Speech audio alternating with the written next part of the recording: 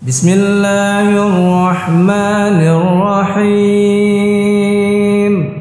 Innahu laqawlu rasulin karim li quwwatin 'inda dzil 'arsy makin.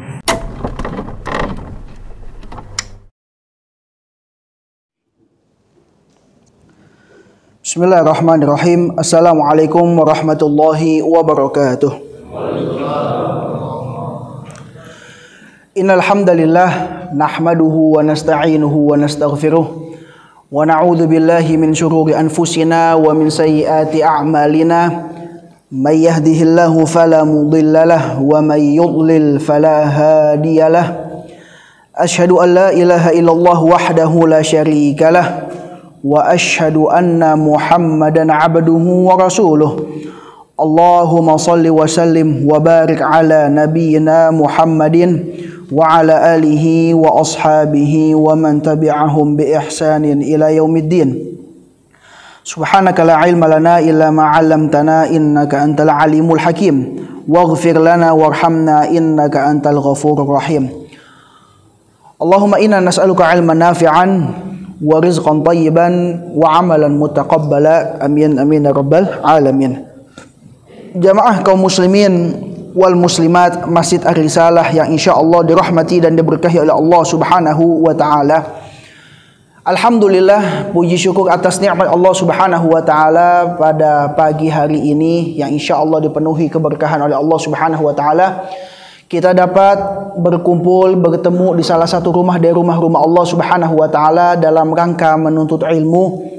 Yang mana kita memohon kepada Allah Subhanahu wa taala duduknya kita di sini menjadi sebab turunnya rahmat, keberkahan, maghfirah, ampunan Allah Subhanahu wa taala. Salawat serta salam selalu tercurahkan kepada Nabi kita Muhammad sallallahu alaihi wasallam beserta para keluarganya, para sahabatnya, para pengikutnya hingga hari akhir kelak nanti. Jamaah yang insyaallah dirahmati dan diberkahi oleh Allah Subhanahu wa taala, kaum muslimin wal muslimat rahimani wa rahimakumullah. Insyaallah pada pagi hari ini kita akan mengkaji sebuah tema. Temanya apa? Anda sendiri lupa nih temanya. Apa? Mutiara nasihat yang terlalaikan. Nah, mutiara nasihat yang terlalaikan. Namun sebelum kita masuk ke pembahasan, salah satu nikmat besar yang Allah Subhanahu wa taala berikan kepada seorang muslim adalah Allah Subhanahu wa taala bisa memberikan taufik, kemudahan untuk senantiasa berkumpul bersama orang-orang soleh. Itu salah satu kenikmatan yang terbesar bagi orang Islam. Ya. Karena teman berkumpul, teman duduk itu sangat-sangat mempengaruhi kepribadian seseorang. Sangat-sangat mempengaruhi kepribadian seseorang. Makanya dikatakan ya oleh salah seorang ulama yang dinukil oleh Al-Imam Abu Layth As-Samarqandi rahimahullahu taala, beliau mengatakan, "Wa man jalasa ma'as shalihin zadahu Allahu raghbah fi ta'at." Barang siapa yang senantiasa duduk bersama orang-orang soleh, maka niscaya Allah Subhanahu wa taala akan tambahkan, Allah akan berikan kepada orang tersebut senantiasa ingin, kecintaan untuk melakukan ketaatan kepada Allah Subhanahu wa taala. Ya. Kemudian juga Al-Imam Syafi'i rahimahullahu taala beliau mengatakan, "Thalathatun tazidu fil aql." Ada 3 hal yang bisa menambah kecerdasan seseorang, bisa memperkuat akal seseorang. Ada 3. Kata siapa? Imam Syafi'i. Yang pertama adalah mujalasatul ulama, duduk senantiasa ikut hadir di majelis ta'lim para ulama. Karena kita mengetahui al ulama warasatul anbiya. Para ulama ini pewarisnya para nabi. Ulama ini yang menyampaikan ilmu kerisalahan Nabi kita Muhammad sallallahu alaihi wasallam. Ya. Kemudian yang kedua, kata Imam Syafi'i, yang bisa menambah kecerdasan seseorang, ya, yang memperkuat akal seseorang, mujalasatus sholihin, senantiasa duduk bersama orang-orang soleh. Karena alhamdulillah kita diberikan kesempatan oleh Allah Subhanahu wa taala untuk duduk ya, berkumpul di masjid, di tempat yang paling Allah Subhanahu wa taala cintai, berkumpul bersama orang-orang yang senantiasa melakukan ibadah kepada Allah, ketaatan kepada Allah Subhanahu wa taala. Itu merupakan kenikmatan yang luar biasa yang enggak bisa dinilai dengan sesuatu apapun, enggak bisa. Terkadang kita satu masjid tidak mengenal satu sama lain. Namun apa yang mengikat tersebut? Ibadah kepada Allah Subhanahu wa taala. Ibadah. Ya. Pentingnya memperkuat ukhuwah Islamiyah.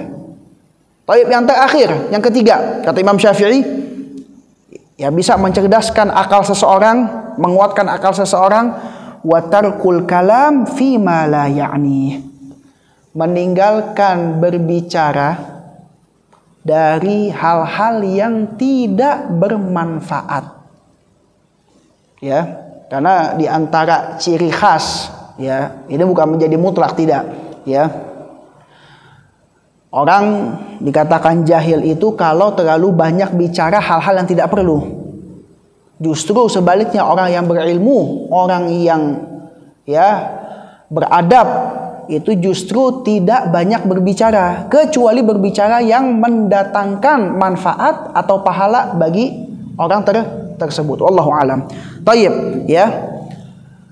Kita akan masuk ke pembahasan inti kita, insyaallah taala, mutiara nasihat ya yang terlalaikan. Ada salah seorang ulama yang bernama Imam Hatim Al-Asam. Siapa? Imam Hatim Al-Asam rahimahullahu taala.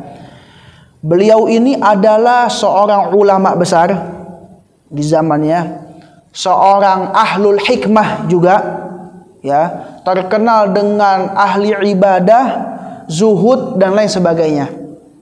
Kalau kita baca biografi beliau, beliau ini bisa dikatakan teman dari Imam Ahmad bin Hanbal. Salah satu teman dari siapa? Imam Ahmad bin Hanbal rahimahullahu taala, ya. Imam Hatim Al-Asam ini punya seorang guru. Siapa nama gurunya? Al-Imam Syaqiq Al-Bilkhi rahimahullahu taala.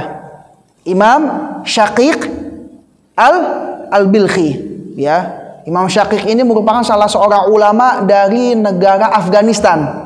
Ya, dahulu, ya, karena beliau ini, ya, mereka berdua ini hidup di abad ketiga Hijriyah, ya. Imam Hatim Al-Asam saja wafat, ya, kalau tidak salah tahun 237 Hijriyah, berarti masih masa-masa salaf, ya. Imam Hatim Al-Asam ini memiliki guru tadi siapa? Bernama Imam Syaqiq Al-Bilkhi, ya. Pada suatu ketika gurunya ini bertanya kepada muridnya. Seorang guru bertanya kepada muridnya. Imam Syaqiq bertanya kepada Imam Hatim, ya, wahai Hatim, engkau ini sudah belajar, ya, duduk bersama saya kurang lebih selama 30 tahun. Tuh, kalau kita lihat para ulama itu, ya, ketika belajar gak ada yang sehari dua hari langsung jadi, gak ada, bertahun-tahun. Dari kecil, dari remaja sampai akhir hayat senantiasa, ya, waktunya itu diisi dengan menuntut ilmu. Jadi nggak ada, ya, mentang-mentang dia sudah berilmu, sudah ceramah, sudah ini, oh berarti sudah stop belajar. Nggak ada istilah demikian. Justru semakin dia belajar, semakin sadar bahwasanya dirinya ini, ya, banyak kekurangan. Nah, Imam Hatim ini berguru, belajar bersama Imam Syaqiq Al-Bilkhi, mempelajari adab akhlak, ya, mempelajari ibadah. Selama berapa tadi? 30 tahun, subhanallah. Lantas gurunya bertanya, ya, engkau kan sudah 30 tahun nih bersamaku. Yang engkau dapatkan apa? Apa yang engkau dapatkan selama duduk bersama saya selama 30 tahun? Kata Imam Hatim Al-Asam rahimahullahu taala, setidaknya wahai guruku, saya mendapatkan 8 faedah. Saya mendapatkan berapa? 8 faedah. Ya. Kok 30 tahun cuma dapat 8 faedah? Nah, ini perhatikan nih. Justru ketika seseorang itu sudah sampai derajat menyebutkan angka, poin-poin ini berarti menunjukkan orang tersebut sangat-sangat fokus di dalam suatu hal tersebut. Ya. Jadi 8 hal ini bukan 8 hal yang sembarangan. Ya. Makanya Imam Hatim lanjutkan, yang mana dari 8 ini, ya, kalau saya benar-benar menjalankannya, saya berpegang teguh dengannya, saya mendapatkan dari 8 ini keselamatan saya baik di dunia maupun di akhirat. Subhanallah. Ya. 8 nih, adalah 8. Baik, kata Imam Syafi'i, apa saja? Coba saya mau tahu, apa saja wahai Hatim, ya. Kemudian Imam Hatim, ya, menyebutkan faedah yang pertama atau nasihat yang pertama. Kata Imam Hatim rahimahullahu taala, "Anni nazartu ilal khalq." Saya memperhatikan kepada makhluk, saya memperhatikan kepada seluruh manusia. Ya, saya perhatikan satu-satu manusia. Fara'aitu likullin minhum mahbuban wa ma'syuqan yuhibbuhu wa ya'syaquhu. Saya memperhatikan setiap orang, pasti yang namanya seseorang itu memiliki sesuatu yang ia cintai. Jadi setiap masing-masing dari kita nih pasti memiliki sesuatu yang dicintai. Pasti ada. Entah dari segi dunia, entah dari segi akhirat, entah wujudnya sesama makhluk hidup atau benda mati. Ya. Setiap orang, kata Imam Hatim, ya, Al-Asam, memiliki sesuatu yang dicintai. Ya. Wa ba'du dzalikal mahbub yusahibuhu ila maradil maut. Sebagian dari sesuatu yang dicintai oleh orang tersebut ada yang menemaninya sampai akhir hayat. Perhatikan nih. Ya, kalau kita berbicara masalah cinta, kesenangan, kapan sih seseorang itu bisa dikatakan, oh si fulan ini cinta dengan sesuatu tersebut? Kapan kita bisa menilai demikian? Apa bukti kecintaan seseorang? Baik terhadap makhluk, manusia atau benda.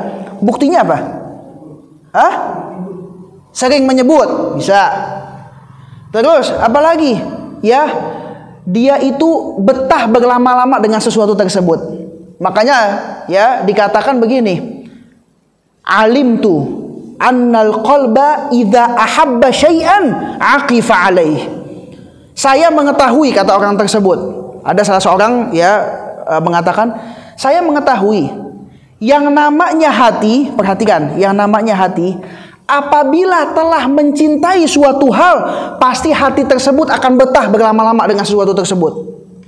Kenapa orang tersebut bisa mengeluarkan kata-kata demikian?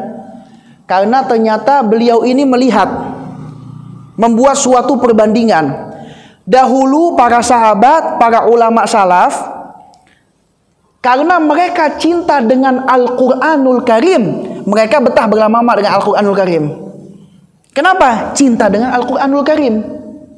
Kalau sekarang, ya, kata si pembicara tersebut, nih, apa? HP. Buktinya apa? Oh enggak, saya enggak cinta sama HP. Ngapain saya cinta sama HP?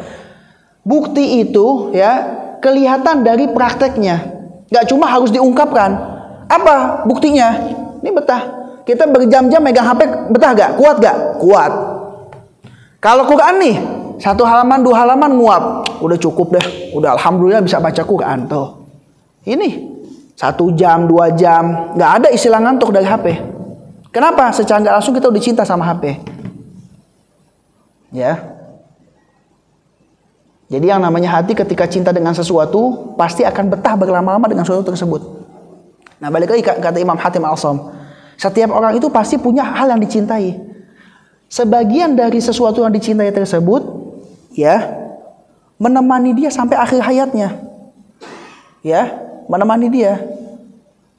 Contoh, ya, bendanya, ya, kendaraannya, dia cinta dengan kendaraannya, dia cinta dengan tempat tinggalnya, ya menemani dia sampai akhir hayat, menemani keluarganya, menemani, ya. Wa ba'duhu yusahibuhu ila syafiril qabr. Sebagian yang lainnya itu bisa menemani orang tersebut sampai masuk ke dalam kubur. Menemani sampai masuk, bukan dia ikut masuk, enggak. Menemani sampai pinggir kubur, sampai si yang meninggal itu diletakkan di dalam kubur. Contohnya siapa? Para keluarga. Ya, anak, pasangan, orang tua, pasti dia menemani. Ya, kita cinta gak dengan keluarga kita sekarang? Cinta. Cinta dengan anak kita? Cinta. Cinta dengan pasangan kita? Sangat cinta. Apalagi cinta dengan orang tua kita? Sangat-sangat cinta. Ya. Namun perhatikan, apakah sesuatu yang kita cintai tersebut ya mau menemani kita nanti ketika di dalam kubur? Mau? Nggak ada yang mau. Ya, sekalipun orang tersebut mengatakan apa? Wah, saya benar-benar cinta kepadamu. Itu cuma di segi dunia doang. Ketika masuk ke kubur, mau menemani? Nggak ada yang mau menemani dalam kubur, sama sekali tidak ada. Ya. Kemudian kata Imam Hatim, thumma yarji'u kulluhu wa yatrukuhu faridan wahida. Setiap yang dicintai tersebut pasti akan meninggalkan si mayit, meninggalkan dalam keadaan sendiri. Gak ada yang mau menemani. Sebesar apapun cintanya, gak ada yang mau menemani. Perhatikan. Wala yadkhulu ma'ahu fi qabrihi minhum ahad. Gak ada satu orang pun yang mau ikut masuk ke dalam kubur. Fatafakkartu wa qultu. Lantas Imam Hatim mengatakan apa? Kalau dari sini saya berpikir langsung. Saya berpikir, kata Imam Hatim, ya, bahwasannya afdalul mahbubil mar'i ma yadkhulu ma'ahu fi qalbihi fi qabrihi wa yu'nisuhu fi.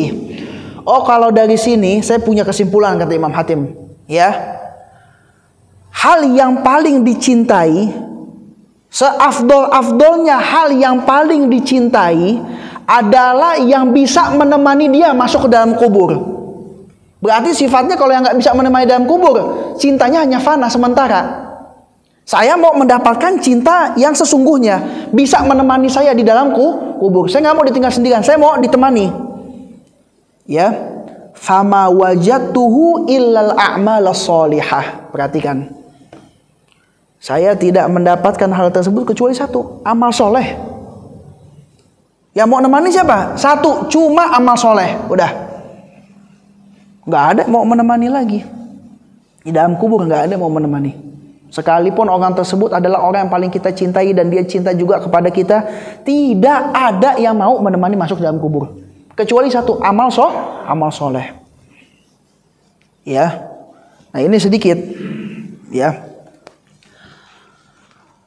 kata salah seorang ulama, man arada an yanjuwa min adzabil qabr fa alaihi an yulazima arba'ata asya. Perhatikan, ya. Barang siapa yang ingin selamat dari yang namanya azab kubur, ya. Dia mau selamat nih dari azab kubur. Setidaknya dia melazimkan 4 perkara. Perhatikan. Setidaknya dia merutinkan selama hidup di dunia 4 perkara. Yang pertama, muhafadhatus salawat. Dia menjaga sholat. Kita tahu nih, sholat tiang agama. Ibarat bangunan, kalau nggak ada tiang pondasi, apa hasilnya? Nggak bakal bisa jadi, rubuh, nggak bakal bisa. Itu ibarat sholat. Sholat ini tiangnya agama. Sebaik apapun dia, kalau nggak sholat, udah masalah besar. Sekalipun dia cuma alasan, saya malas, saya capek, saya nggak ada waktu, itu bukan alasan. Ya, kalau orang mau selamat dari yang namanya azab kubur, yang pertama apa? Menjaga sholat. Dan ini merupakan salah satu nikmat besar yang Allah Subhanahu wa taala berikan terkhusus kepada laki-laki. Perhatikan, dimudahkan langkahnya untuk datang ke masjid. Ini nikmat luar biasa. Bukan alasan, ya, oh terang saja rumahnya dia dekat dengan masjid. Enggak, itu bukan menjadi alasan, enggak. Banyak orang yang rumahnya dekat masjid, kalau Allah belum gerakkan hatinya, dia nggak bisa ke masjid, nggak bisa. Ada orang yang jauh, tapi karena Allah gerakkan hatinya, Allah mudahkan langkah kakinya, dia bisa datang ke masjid. Ya, jadi yang pertama kalau orang mau selamat dari azab kubur, yang pertama apa? Sholat. Yang kedua, wassadaqah. Senantiasa bersedekah. Sedekah ini bisa menerangi alam kubur. Ya, sedekah bisa menerangi alam kubur. Nggak perlu banyak-banyak sedekah. Sedikit tapi rutin, itu lebih dicintai oleh Allah Subhanahu wa taala. Kemudian wa qiraatul Quran. senantiasa membaca Quranul Karim. Jadi Quran usahakan jangan cuma dipajang doang di rumah. Kalau dia mau memberikan persaksian kepada sang pembaca, kepada kita, caranya bagaimana? Ya kita baca. Kita harus baca. Kemudian yang keempat apa? Wa kathratu tasbih. Senantiasa bertasbih, berzikir kepada Allah Subhanahu wa taala. Ya. Itu sedikit yang berkaitan dengan hal-hal yang bisa menyelamatkan seseorang dari yang namanya azab kubur. Taib. Ya, kita lanjutkan. Kata Imam Hatim Al-Asam, saya tidak mendapatkan sesuatu yang lebih dicintai yang bisa menemani dalam kubur kecuali tadi apa? Amal soleh. Fa akhadzuha mahbuban li. Semenjak saat itu saya menjadikan amal soleh tersebut adalah sesuatu yang paling saya cintai. Udah, itu aja dah. Ya, karena kan ketika kita cinta terhadap sesuatu, berarti secara tidak langsung kita menaruh harapan kepada sesuatu tersebut. Ya, Imam Hatim ya mengajarkan kepada kita semua, kalau kita mencintai sesuatu, cintailah yang kita bisa benar-benar mendapatkan dari harapan yang kita letakkan. Ya, yaitu amal soleh. Litakuna sirajan fi qabri, yang mana amal soleh tersebut itu bisa menerangi kubur saya. Wa tu'nisani fihi wa la tatrukani farida, yang bisa menemaniku di dalam kubur, yang tidak akan meninggalkanku dalam keadaan sendirian. Baik, itu yang pertama. Yang pertama, faedah atau nasihat yang pertama, menjadikan amal soleh sebagai hal yang paling dicintai. Yang kedua, kata Imam Hatim Al-Asam, al-faidatu tsaniyah. Ya, faedah yang kedua, nasihat yang kedua. Anni ra'aitul khalq. Saya memperhatikan kepada makhluk, saya memperhatikan kepada seluruh manusia. Yaqtaduna ahwa'ahum. Ya. Mereka itu senantiasa tunduk patuh terhadap hawa nafsunya. Ingat, tunduk patuh terhadap hawa nafsu. Hawa nafsu ini, yang namanya hawa nafsu, ya. Itu merupakan salah satu nikmat, jangan salah. Hawa nafsu ini salah satu nikmat. Kalau nggak ada hawa nafsu, ya, menjadi masalah juga dalam kehidupan. Hawa nafsu, ya, pada hakikatnya itu nikmat, bukan sesuatu yang tercela. Kapan hawa nafsu menjadi tercela? Kalau kita tidak bisa mengekang hawa nafsu tersebut. Kalau kita tidak bisa mengekang hawa nafsu tersebut. Nah, yang dimaksud Imam Hatim di sini adalah ya, hawa nafsu yang tercela. Saya melihat nih banyak dari manusia yang tunduk patuh terhadap hawa nafsunya. Ya, wa yubadiruna ila muradati anfusihim, dan senantiasa bersegera menuruti kemauan yang diberikan oleh hawa nafsunya. Itu banyak. Tidak sedikit dari kita senantiasa demikian juga kadang-kadang. Senantiasa mengikuti hawa nafsu. Kalau kita perhatikan firman Allah Subhanahu wa taala dalam surah Al-Jathiyah, apa kata Allah Subhanahu wa taala? Afara'aita man ittakhadha ilahahu hawah. Perhatikan. Apakah engkau tidak memperhatikan wahai Muhammad, orang yang menjadikan hawa nafsunya itu seperti ilah. Seperti apa?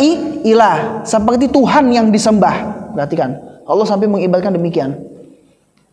Kenapa bisa Allah Subhanahu wa taala ibaratkan orang mengikuti hawa nafsu tersebut seperti ilah, tunduk patuh. Yang namanya seorang hamba kepada Allah Subhanahu wa taala wajibnya apa? Tunduk patuh, taat. Nah, ini Allah sampai mengibaratkan, ya, ada orang-orang yang menjadikan hawa nafsunya ini seperti Tuhan. Artinya apa? Tunduk patuh sama hawa nafsunya. Hawa nafsunya ajak ke kanan, dia ikut. Hawa nafsunya ajak ke kiri, dia ikut. Dia ikuti hawa nafsunya. Ya, dia nggak tahan-tahan, dia nggak pala pilih, enggak. Hawa nafsunya ajak, ikut. Sampai Allah ibaratkan seperti Tuhan. Alhamdulillah. Ya. Wa adallahu Allahu ala ilmin wa khatama ala sam'ihi wa qalbihi wa ja'ala ala basarihi ghishawah faman yahdihi min ba'dillah afala tadhakkarun, kata Allah. Maka Allah Subhanahu wa taala biarkan di atas ilmunya, Allah Subhanahu wa taala akan tutup pendengarannya. Ya.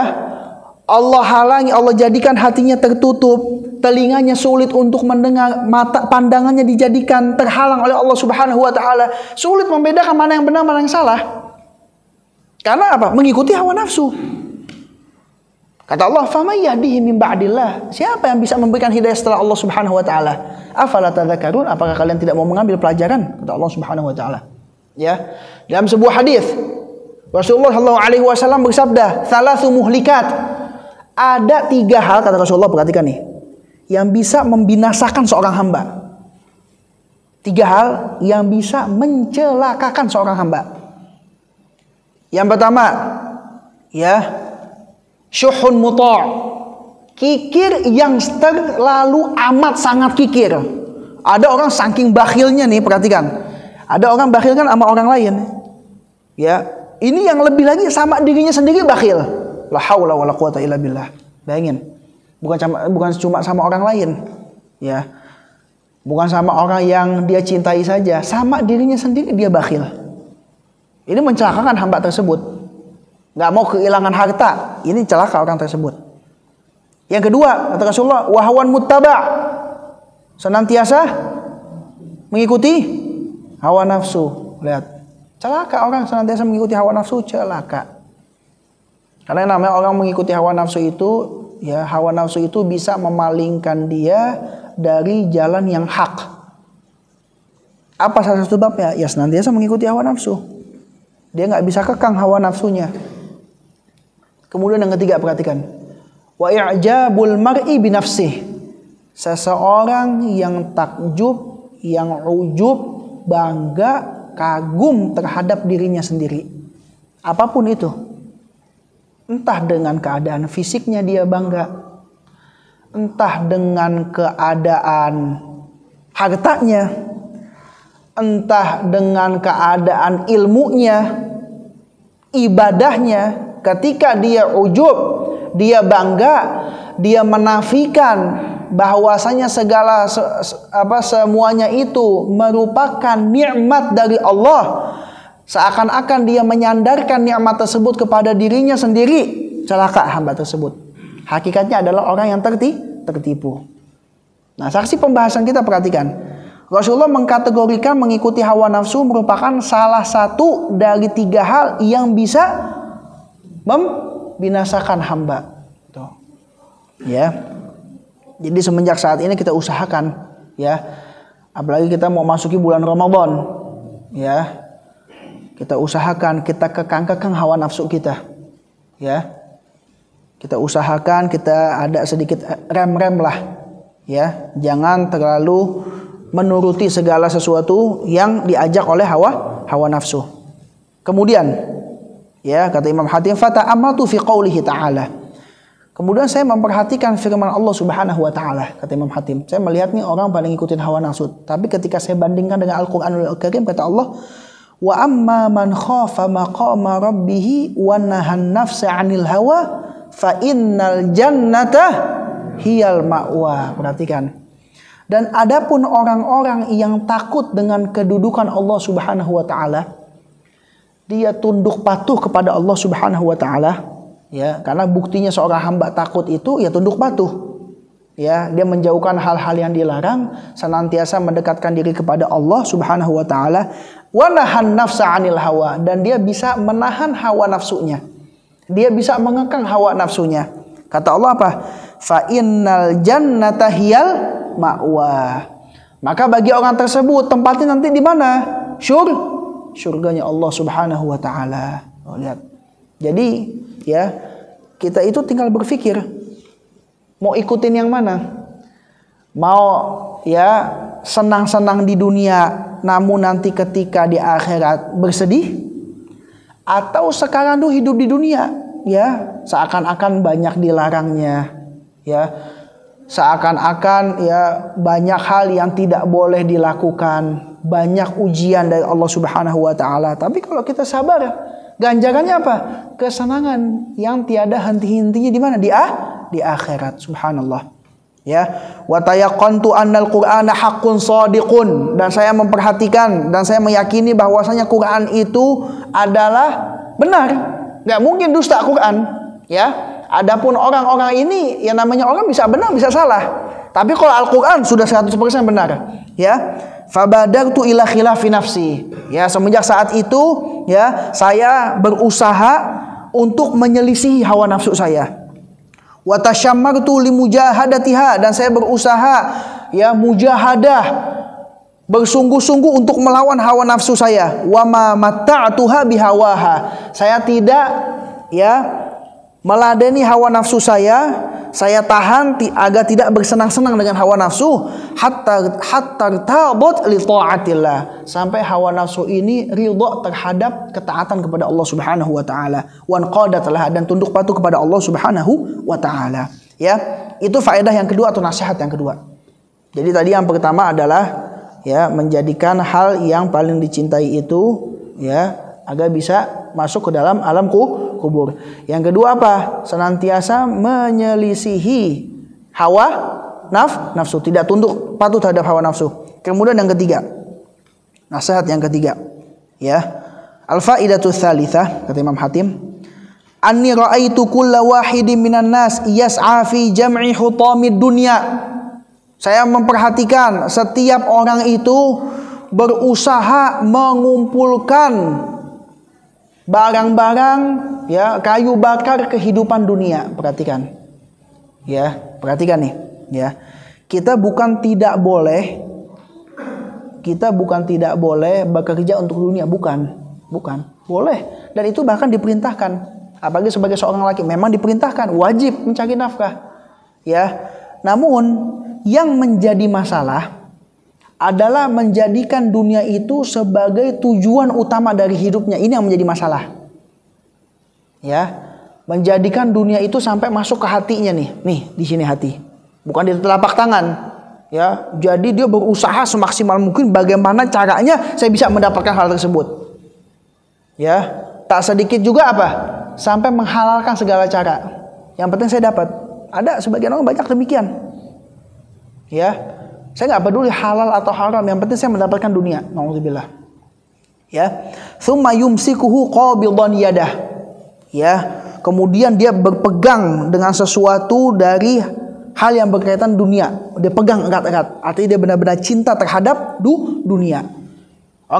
Kalau sudah cinta, ya, dia tidak akan rela sesuatu yang dicintai itu lepas dari tangannya. Nggak bakal rela. Nggak bakal mau dia. Tidak akan mau dia. Ya. Fata'ammaltu fi qaulihi ta'ala. Saya memperhatikan firman Allah Subhanahu wa taala.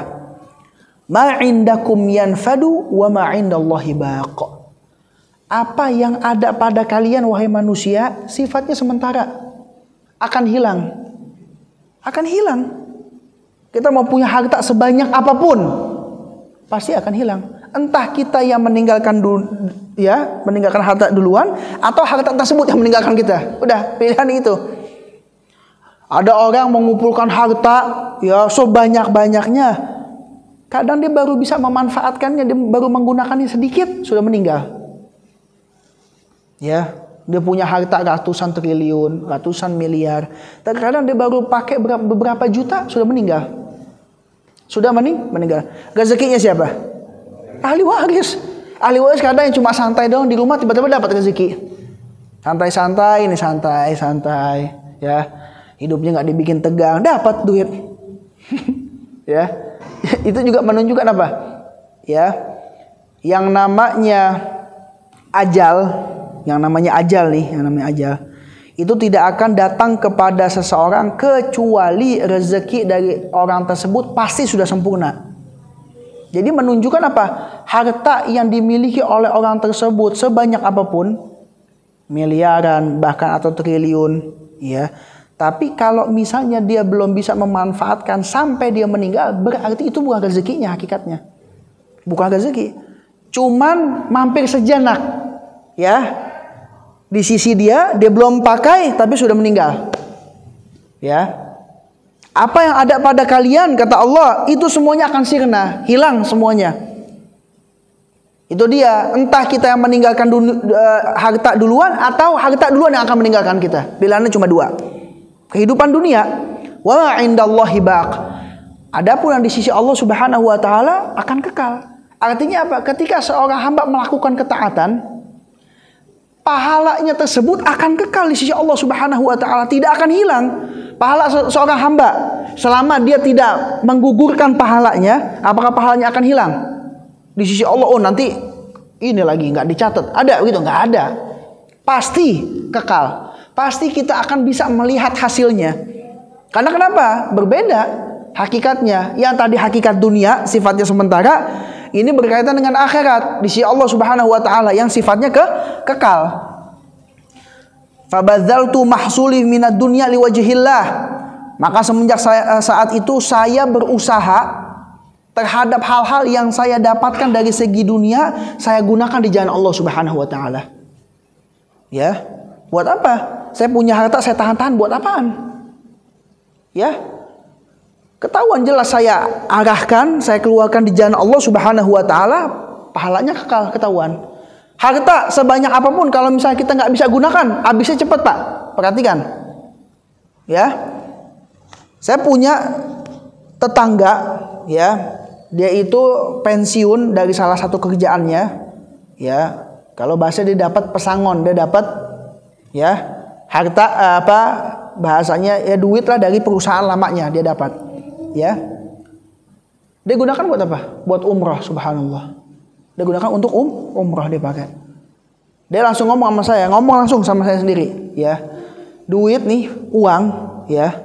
Kalau kita nggak pakai nih contoh buat umrah, hilangnya begitu aja habis, tiba-tiba nggak ketahuan. Habis aja begitu, nggak ketahuan, subhanallah. Sebanyak apapun hilang aja kalau nggak dipakai untuk hal-hal yang bermanfaat. Makanya orang tersebut apa? Udah saya umrahin deh, bismillah. Umur nggak ada yang tahu. Usia nggak ada yang tahu, kesempatan terkadang nggak datang dua kali. Tuh lihat, subhanallah. Ya, fafarraqtuhu bainal masakin. Harta yang saya punya, kata Imam Hatim, saya bagikan kepada fakir miskin. Ya, apalagi kalau seorang hamba itu meyakini sedekah itu sama sekali tidak mengurangi harta, sama sekali tidak. Cuman memang jujur, sulit, Pak.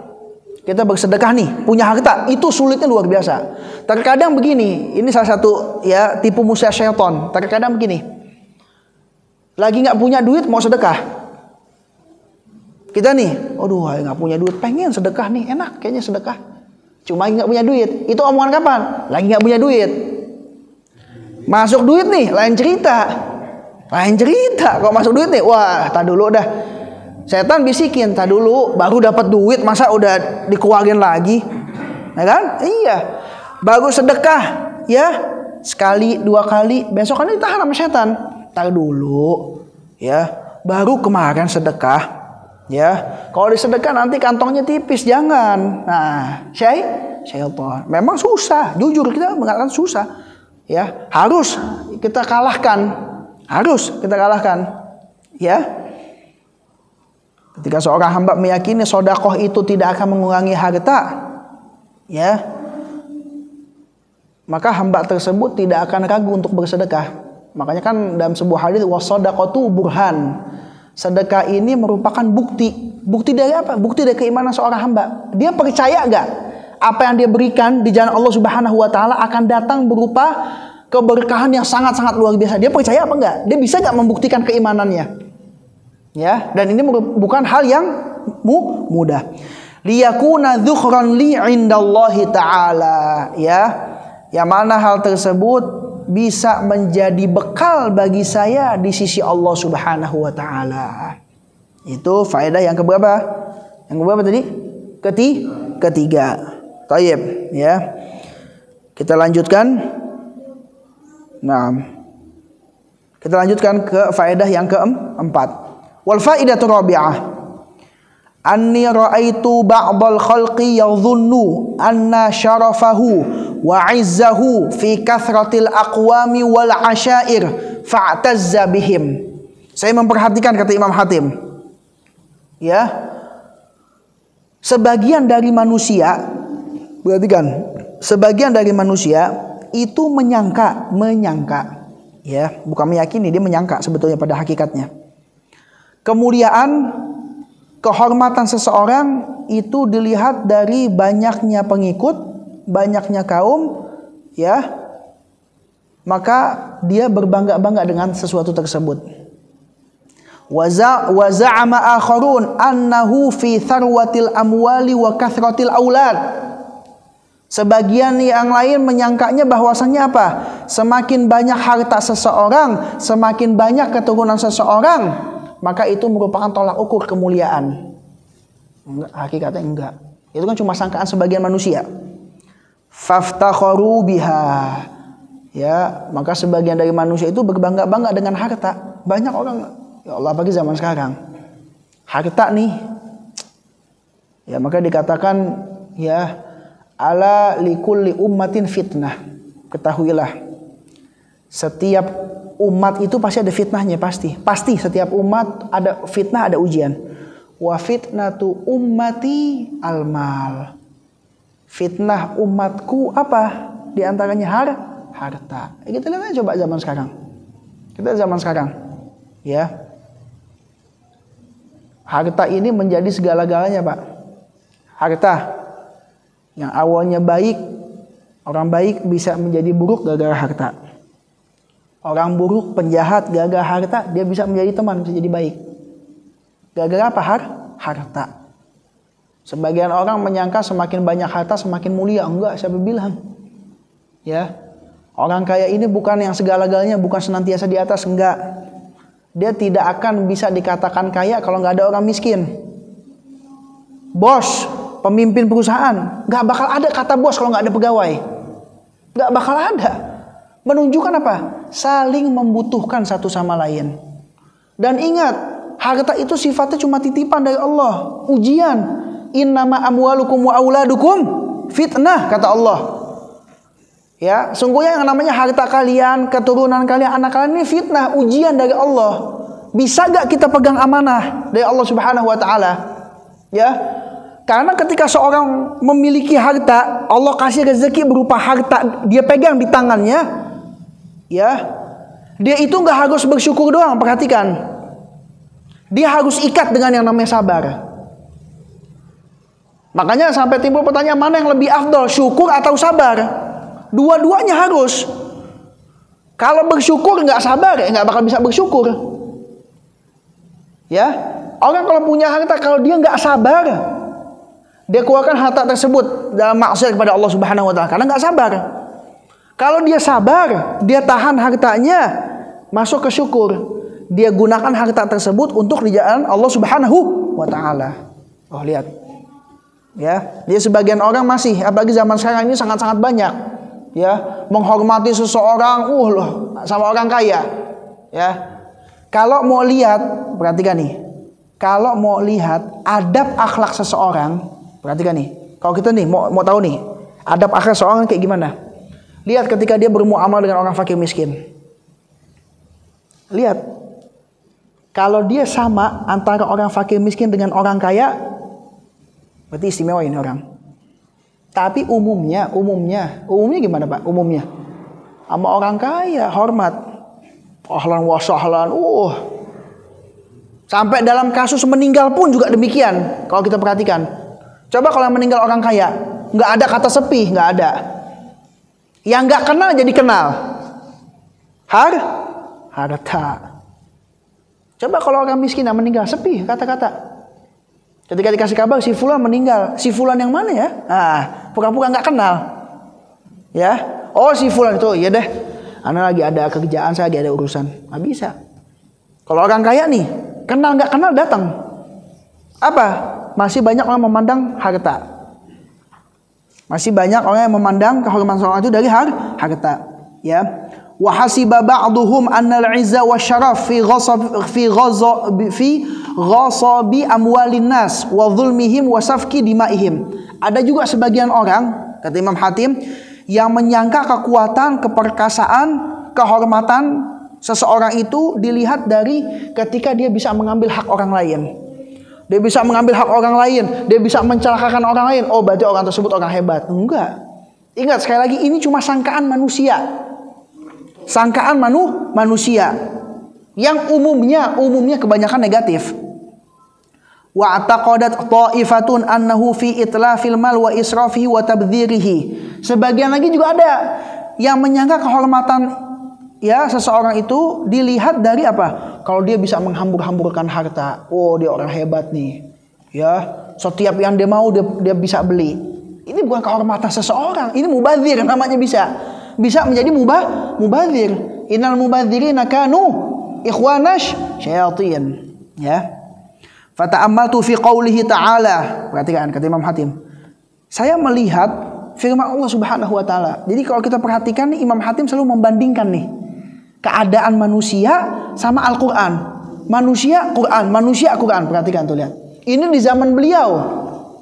Zaman masih kategorinya zaman salaf, zaman keemasan. Kalau zaman sekarang bagaimana? Coba. Ya. Saya perhatikan firman Allah Subhanahu wa taala, "Inna akramakum indallahi atqakum." Ya. Sungguhnya yang paling mulia di antara kalian di sisi Allah siapa? Yang paling bertakwa. Udah, titik. Gak ada orang kaya, orang miskin, orang Arab, non Arab, ya, orang kulit hitam, kulit putih, gak ada, semuanya sama di mata Allah Subhanahu wa taala. Di sisi Allah semuanya sama, yang membedakan satu ketakwaan. Ketakwaan, semakin dia bertakwa, semakin mulia di sisi Allah Subhanahu wa taala. Nah, secara gak langsung kita diajak untuk berpikir, pilih. Kita suruh pilih nih, secara gak langsung. Mau terhormat di mata manusia, apa terhormat di sisi Allah Subhanahu wa taala? Udah, intinya situ. Dan ya kita rasa itu nggak perlu jawaban sebetulnya. Tanya diri kita masing-masing, insya Allah punya jawaban. Nggak perlu ditanyakan, oh saya mau pilih yang mana ya? Nggak usah pakai berpikir. Ya, langsung diputuskan. Apalagi Pak, perhatikan coba. Ya. Dalam sebuah hadis Rasulullah bersabda, "Manil tamasa ridallah bisa khotin nas, radhiyallahu anhu wa arda anhun nas." Barang siapa yang sibuk mencari ridha Allah Subhanahu wa taala, dia berusaha nih cari ridha Allah Subhanahu wa taala. Kadang orang itu ketika mencari ridha Allah tuh banyak orang yang enggak suka. Banyak orang yang enggak suka. Ya namanya bergaul sama manusia. Ya, tapi dia enggak mempedulikan hal tersebut. Dia enggak mempedulikan. Yang penting Allah ridha sama saya. Ganjarannya apa? Radhiyallahu anhu. Allah akan ridha kepada hamba tersebut. Allah akan ridha. Kalau Allah sudah ridho kepada seorang hamba, bukan cuma Allah ya yang cinta terhadap hamba tersebut. Allah memanggil, ya Jibril, dipanggil sama Allah. Wahai Jibril, ya sungguhnya saya mencintai seorang hamba yang bernama si Fulan. Cintailah wahai Jibril hamba tersebut. Lantas malaikat Jibril mencintai hamba tersebut. Gak sampai situ. Malaikat Jibril memanggil penduduk langit, ya ahlas sama, wahai penduduk langit. Sungguhnya Allah Subhanahu wa taala mencintai hambanya yang bernama Fulan. Wahai penduduk langit, cintailah hamba tersebut. Subhanallah. Makanya enggak heran ya, ketika seorang hamba telah mendapatkan ridha Allah, kita enggak heran nih. Yang pertama, urusannya pasti dimudahkan oleh Allah Subhanahu wa taala. Rezekinya dipermudah oleh Allah Subhanahu wa taala. Dikasih keberkahan, dimudahkan oleh Allah untuk melakukan ketaatan. Ya, diterima taubatnya sebelum ia wafat dan dimasukkan ke mana? Ke surga Allah Subhanahu wa taala. Wa arda anhun nas. Allah akan membuat orang-orang di sekitarnya ikut cinta kepada hamba tersebut. Karena apa? Sibuknya cari ridha Allah Subhanahu wa taala. Sebaliknya, perhatikan. Wa man iltamasa ridhan nas bisa khotillah. Dan barang siapa yang sibuk mencari ridha manusia, kecintaan manusia, perhatikan. Dia nggak mempedulikan nih, yang penting manusia cinta sama saya. Hal tersebut membuat murka Allah, dia nggak peduli. Mau ini halal, haram, boleh, nggak boleh, wajib, haram, nggak peduli. Yang penting manusia cinta sama saya. Apa ganjarannya? Wakalahullahu ilan nas. Allah akan gantungkan nasibnya kepada manusia. Hati-hati, hati-hati ya. Allah udah gantungkan ya nasibnya kepada manusia. Alhamdulillah. Minimal yang didapatkan apa? Coba, capek. Minimal itu capek. Kita bisa nurutin kemauan manusia? Gak bakal bisa. Satu orang aja kadang-kadang kita gak bisa. Hari ini begini, hari besoknya lain lagi. Gak bisa, tidak akan bisa. Manusia yang dilihat kesalahannya bukan kebaikannya. Umumnya demikian. Orang tidak akan melihat ketika kita berbuat sabar. Gak dilihat sama manusia. Ya orang lihat apa? Kalau kita kurang ajar, dilihat sama manusia. Tuh, lihat manusia. Melakukan sebanyak, ya, taruhlah dalam angka kita berbuat 100 kebaikan. Satu kesalahan aja. Mana yang dilihat sama manusia? Oh, habis kita. Gagal satu. Coba kalau lihat di sisi Allah Subhanahu wa taala. Ya, sebanyak apapun dosanya, kalau dia punya amal bisa jadi gagal satu amal tersebut bisa menyelamatkan dia nanti masuk surga. Tuh lihat. Beda. Maka sampai dikatakan oleh para ulama, di antaranya Imam Syafi'i mengatakan apa? Ridhon nas ghayatun la tudrak. Ridho manusia adalah angan-angan yang nggak bisa dicapai. Kita nih punya angan-angan nih. Yang namanya angan-angan bisa dicapai, bisa enggak. Namanya angan-angan, cita-cita. Tapi ada satu mutlak yang nggak bisa, kata Imam Syafi'i. Ridhonya manusia, kecintaan manusia nggak bakal bisa. Tidak akan bisa. Sebaik apapun pasti nanti ada salahnya, Pak, di hadapan manusia. Ya. Makanya balik lagi, yang paling mulia insya Allah adalah yang bertakwa. Fakhtartu taqwa, kata Imam Hatim. Ya, semenjak saat itu saya memiliki yang namanya ketakwaan. Saya pilih ketakwaan, udah. Karena ketakwaan merupakan tolak ukur kemuliaan seseorang. Wa taqattu annal Qur'ana haqqun shadiqun, dan saya meyakini bahwasanya Quran adalah benar. Wa dhannahum wa hisbanahum kulluha batil zail. Dan saya meyakini bahwasanya sangkaan manusia yang tadi, harta, banyaknya pengikut, ya, bisa menghambur-hamburkan harta, bisa menghilangkan harta seseorang, ya, darah seseorang, semuanya adalah batil, sirna semuanya. Saya meyakini dong Al-Qur'anul Karim. Ya. Itu faedah yang keempat. Nih, sampai jam berapa nih kita nih? Sampai asar? Enggak. Enggak sanggup asar juga. Sampai jam berapa nih? Biasanya sampai jam berapa nih? Jam 11? Baik. Berarti bisa kita lanjutkan sedikit ya. Baik, kita lanjutkan. Al-faidatul khamisah. Ya, faedah yang kelima atau nasihat yang kelima. Anni ra'aitun nas yadhummu ba'duhum ba'dha. Perhatikan. Ya. Saya melihat, ya, manusia ini, bagian dari manusia itu saling menghinakan, mencela satu sama lain. Ini tabiat manusia nih. Suka menjatuhkan satu sama lain. Ya, suka menghinakan satu sama lain. Wa yaghtabu ba'duhum ba'dha, berbuat ghibah kepada satu sama lain. Ini berarti yang ghibah nih. Ayuhibbu ahadukum ayyakula lahma akhihi maitan fakarihtumu, kata Allah. Apakah salah seorang kalian ini mau memakan bangkai saudaranya, daging saudaranya? Pasti nggak ada yang mau, nggak ada yang suka. Ya. Dalam sebuah hadis, ya, ketika ada seorang sahabat yang membicarakan orang lain, kata Rasulullah, engkau telah berbuat ghibah, kata Rasulullah. Engkau telah berbuat ghibah, membicarakan keburukan saudaramu. Ya. Kemudian sahabat tersebut bertanya, "Wahai Rasulullah, bagaimana kalau yang saya bicarakan itu memang benar di orang tersebut? Bagaimana, wahai Rasulullah?" Kata Rasulullah, ya itu ghibah. Ghibah itu membicarakan kebenaran. Cuman, perhatikan nih, ya, ketika orang tersebut mendengar, dia nggak bakal suka pasti. Ya, yang dia bicarakan benar ada di orang tersebut. Ya, tapi ketika orang tersebut mendengar, dia pasti tidak akan ridho. Aibnya diomongin, keburukannya, kesalahannya diomongin. Dan ini yang namanya ghibah nih, ya Allah. Ya. Ini yang membuat sebuah tempat duduk majelis ramenya di sini. Ghibah. Enggak ada ghibah enggak seru. Enggak ada ghibahnya nih, ya Allah. Ya, kalau omongannya santai-santai aja, sedikit orangnya. Kalau ngomongin urusan orang, wah, nomor 1 dah, naudzubillah. Kemudian sahabat tersebut bertanya, "Ya Rasulullah, thayyib. Ya, itu kan kalau ada di saudara yang kita bicarakan. Kalau nggak ada, kita membicarakan sesuatu nih, tapi nggak ada di saudara tersebut, kata Rasulullah apa? Ya engkau fitnah." Dah selesai. Engkau fitnah. Hikmahnya apa? Membicarakan orang ada baiknya nggak ada. Benar jadi gibah, salah jadi fitnah. Dah. Nggak ada benarnya membicarakan orang lain sih, nggak ada benarnya udah. Ghibah nih, ya Allah, naudzubillah. Ya. Dahulu, kita bicara dahulu nih. Zaman para sahabat, para ulama salaf nih. Dahulu nih. Ketika ada seseorang ngomong begini misalnya. Si fulan bajunya kekecilan tuh. Ngomong begitu tuh. Itu kalau zaman dulu dianggapnya udah gibah. Bajunya doang nih. Fulan bajunya kebesaran tuh, kekecilan tuh. Itu ghibah zaman dulu kategorinya. Bagaimana dengan membicarakan yang mengenakan pakaian tersebut? Pakaiannya aja kita bicarakan udah ghibah. Tuh lihat ulama tuh. Subhanallah.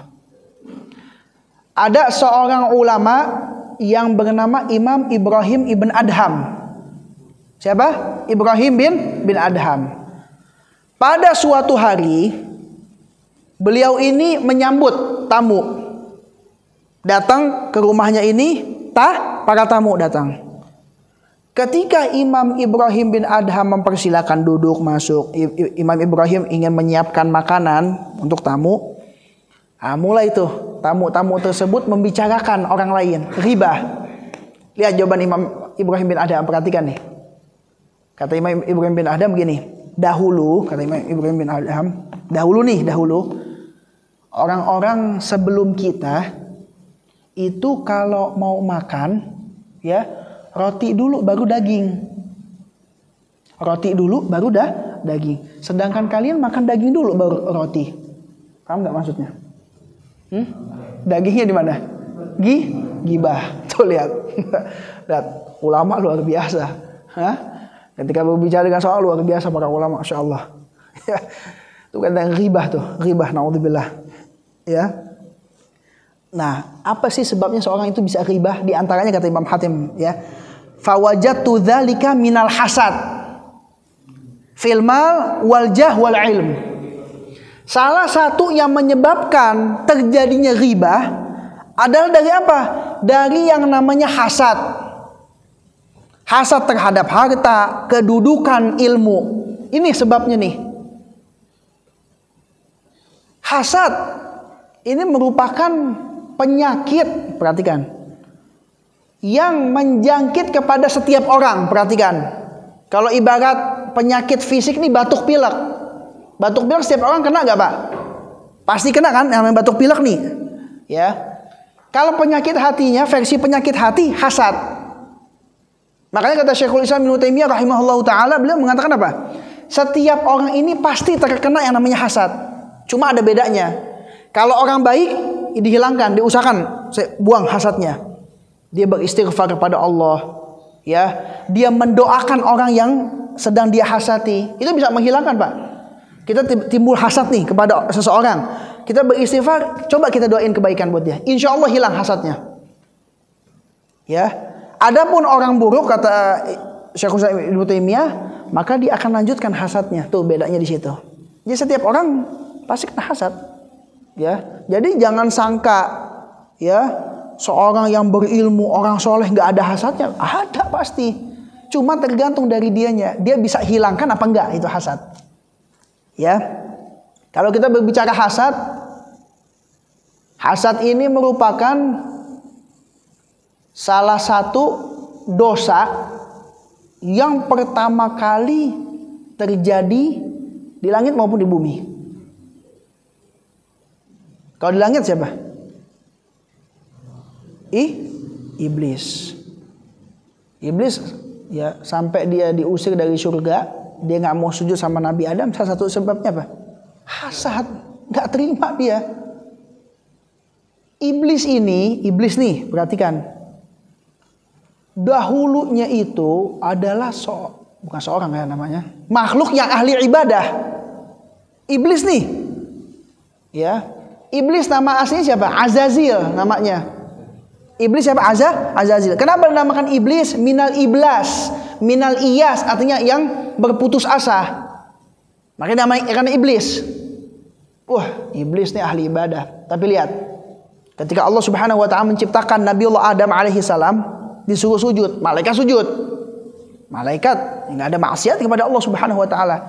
Ya. Iblis berkata apa? Ya, qala ana khairum minhu. Ya Allah, saya lebih baik daripada dia. Tuh lihat.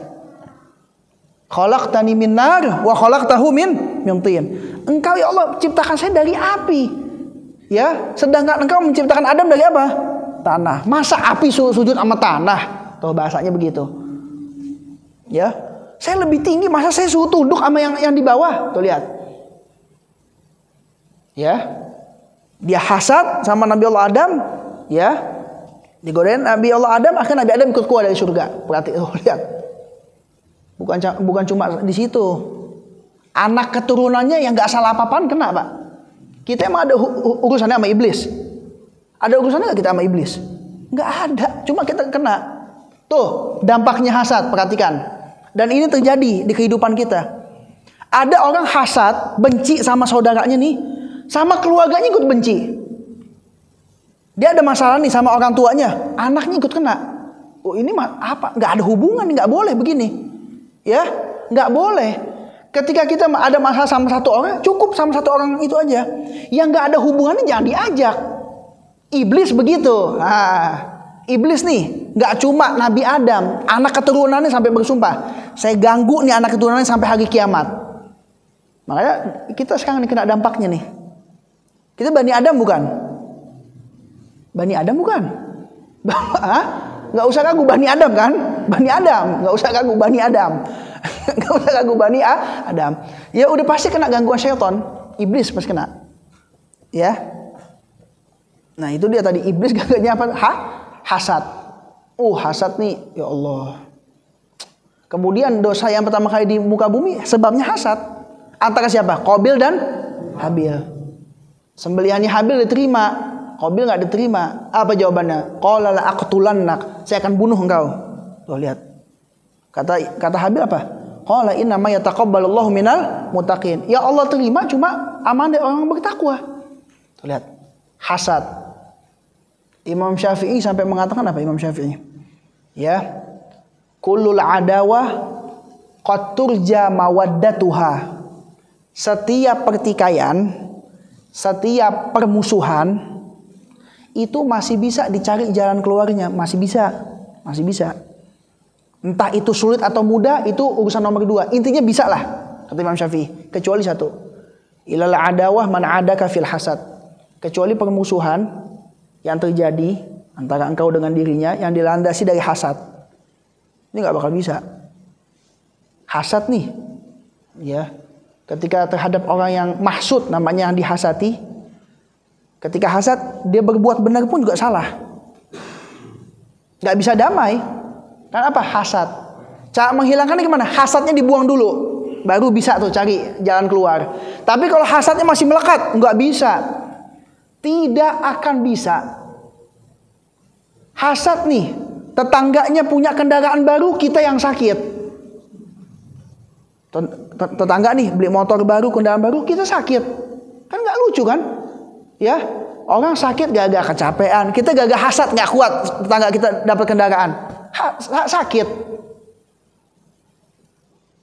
Hasad nih, ya Allah udah nggak ada bagusnya hasad. Iyyakum wal hasad, fa inal hasada ya'kul hasanat kama ta'kulun narul hatab. Waspadai kata Rasulullah yang namanya hasad. Sungguhnya hasad memakan amalan kebaikan sebagaimana api yang membakar hangus kayu bakar, dihabisin sama hasad. Hasad ini kenapa begitu besar dampaknya, begitu buruk? Kenapa? Secara tidak langsung dia tidak terima dengan takdir Allah Subhanahu wa taala. Seakan-akan nih walaupun dia nggak ungkapan, dia berkata kepada ya Allah, kenapa engkau kasih dia kok saya nggak dikasih? Protes. Hasad. Tuh, lihat. Kenapa saya kok nggak dikasih, engkau malah mengasih dia ya Rasulullah? Wahai Allah Subhanahu wa taala. Apa sebabnya? Beda hanya dengan ghibthah. Ada hasad, ada ghibthah. Ghibthah ini apa? Hasad yang terpuji. Kita melihat nih, ya, kan dalam sebuah hadis demikian. Ketika seseorang Allah kasih ilmu, ya, kita lihat ada orang berilmu. Kita ada iri sama dia. Saya pengen kayak orang tersebut. Saya pengen mendapatkan ilmu. Tujuannya apa? Untuk berlomba-lomba dalam kebaikan. Itu bagus. Itu dianjurkan. Kita melihat nih, oh si fulan enak yang punya harta untuk bisa mudah untuk berinfak ya Allah Subhanahu wa taala, itu boleh. Ya, berlomba-lomba dalam kebaikan itu bagus. Tapi yang menjadi masalah ketika kita benci sama saudara kita, apalagi kita sampai pengen apa? Ya, kenikmatan yang ada di orang tersebut hilang. Kalau perlu pindahnya ke saya. Kalau perlu pindahnya kemana? Ke saya. Itu hasad. Nah, hasad ini merupakan salah satu sebab utama terjadinya yang namanya ghibah. Balik lagi. Kemudian Imam Hatim mengatakan apa? Fata'ammaltu fi qaulihi ta'ala. Saya memperhatikan ya firman Allah Subhanahu wa taala. Nahnu qasamna bainahum ma'isyatahum fil hayatid dunya. Ya, kata Allah Subhanahu wa taala, kita telah membagikan kepada mereka, kepada manusia, rezekinya masing-masing di kehidupan dunia. Dalam ayat yang lain, inna kulla syai'in khalaqnahu biqadar. Segala sesuatu kata Allah kita ciptakan sesuai dengan takdirnya masing-masing. Wala tatamannu ma faddalallahu bihi ba'dakum ala ba'd. Jangan iri hati kata Allah terhadap kenikmatan yang Allah berikan kepada saudara yang lain. Jangan, enggak usah iri. Setiap kita ini pasti ada kelebihan kekurangan. Enggak usah iri. Ketika kita iri, kita mulai ada kebencian terhadap saudara kita, usahakan kita langsung beristighfar kepada Allah Subhanahu wa taala, dan kalau bisa kita doakan saudara kita tersebut. Fa'alimtu annal qismata kanat minallahi fil azal fama hasatu ahadan wa raditu biqismatillahi taala. Semenjak saat itu saya mengetahui bahwasanya pembagian itu telah ditetapkan oleh Allah Subhanahu wa taala. Dari zaman dahulu sudah ditetapkan oleh Allah Subhanahu wa taala. Dan semenjak saat itu kata Imam Hatim, saya tidak pernah hasad kepada siapapun. Karena untuk apa kita hasad? Orang Allah sudah tetapkan kok. Ya. Wa raditu biqismatillahi taala, dan saya ridha terhadap pembagian dari Allah Subhanahu wa taala. Kemudian faedah yang keenam. Anni ra'aitun nas yu'adi ba'duhum ba'dha li gharadin wa sababin. Saya memperhatikan ya, sebagian dari manusia itu saling bermusuhan satu sama lain entah karena sebab suatu atau salah satu sebab yang tidak jelas. Saya melihatkan, dan ini terjadi zaman sekarang ini banyak. Ya, banyak bermusuhan satu sama lain. Kadang gagal masalah kecil. Gagal masalah kecil nih bermusuhan. Ya. Apalagi ya, ini juga banyak terjadi nih, banyak terjadi, ya. Gontok-gontokan, saling membenci, ya, padahal satu masjid. Satu masjid. Ya, bukan berarti kalau lain masjid boleh dong. Enggak, bukan begitu. Bukan begitu, sama tetap, ya. Namanya satu saudara kita, ya, ukhuwah Islamiyah harus dijaga. Ya, yang namanya seorang muslim, ya. Kata Rasulullah SAW, la tahasadu, janganlah saling hasad. Wala tanajashu, jangan berbuat curang. Wala tabaghadu, jangan saling membenci, jangan suka marah. Wala tadabaru, jangan saling berpaling. Ya, kita boleh punya masalah, itu wajar. Tapi kan ada batasnya. Ya, nggak boleh lebih dari 3 hari, cukup, udah cukup. Ya, kalau bisa kurang dari 3 hari lebih bagus. Ini gak satu masalah kecil berbulan-bulan bahkan bertahun-tahun nggak tegur sapa. Gak apa, cuma masalah kecil.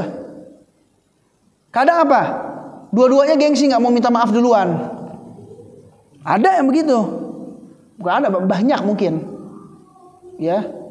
Sekarang kita berpikirnya begini aja sekarang. Apalagi kita kan mau masuk puasa nih, Ya. Ayo coba bersihkan hati kita nih. Udah stop, udah bermusuh-musuhan. Bukan lanjutin lagi. Entar ada yang salah, oh berarti abis Ramadan lanjutin lagi. Enggak, bukan. Udah stop dari sekarang.